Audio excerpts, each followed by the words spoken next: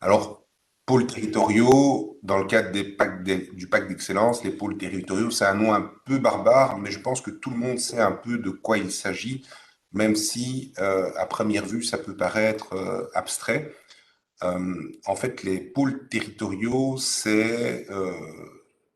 vise à réaliser l'école inclusive, permettre à tous les enfants de suivre une scolarité qui tienne compte de leurs difficultés, de leurs besoins spécifiques et qui met en place alors les apprentissages nécessaires permettant à ces enfants à besoins spécifiques de suivre une scolarité normale. Alors je pense qu'on a tous déjà été confrontés, soit dans notre vie personnelle ou soit en notre qualité d'élu, à ce type de difficultés, des enfants qui rencontrent des difficultés, qui sont accompagnés par leur école. Alors, on est parti ici au niveau du pacte d'excellence du constat que l'accompagnement qui était mis en œuvre variait en fonction des écoles. Dans certaines écoles, et je ne parle pas de Saint-Josse, je parle en général, des accompagnements spécifiques se mettaient en place avec des équipes multidisciplinaires pour essayer de faire en sorte que les enfants poursuivent une scolarité la plus normale dans l'enseignement ordinaire. J'aime pas ce terme, mais c'est le terme qui est utilisé.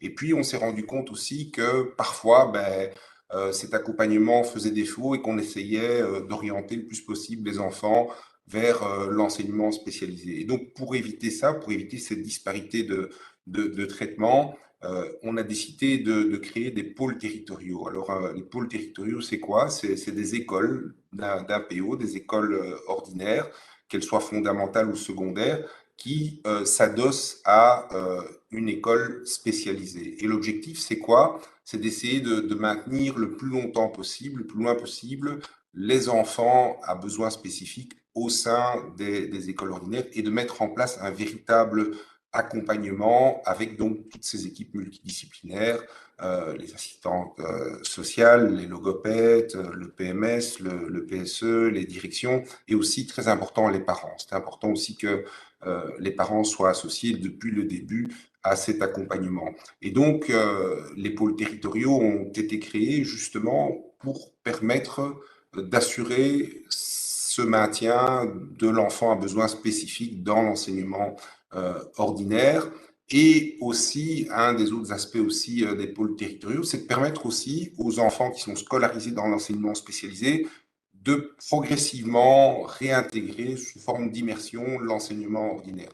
Donc l'idée est vraiment de faire en sorte que l'on tienne compte des spécificités de l'enfant et qu'on mette autour de l'enfant les moyens organisationnels, humains, pédagogiques nécessaires pour que cet enfant, compte tenu de ses difficultés, puisse suivre un enseignement, un apprentissage comme tous les autres enfants.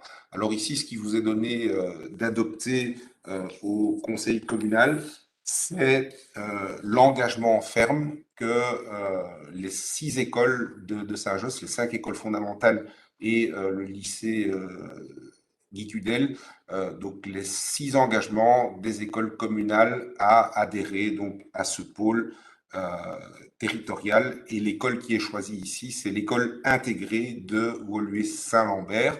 Et donc ici, c'est vraiment la phase formelle, mais je peux vous dire que le travail a déjà commencé. Donc les coordinateurs du pôle sont déjà en train de travailler avec nos directions, sont déjà en train d'établir des états des lieux, sont déjà en train de mettre en place des processus permettant d'accompagner ces élèves. Et l'objectif, comme le prévoit le pacte d'excellence, c'est que ces dispositifs soient opérationnels à la rentrée scolaire 2022.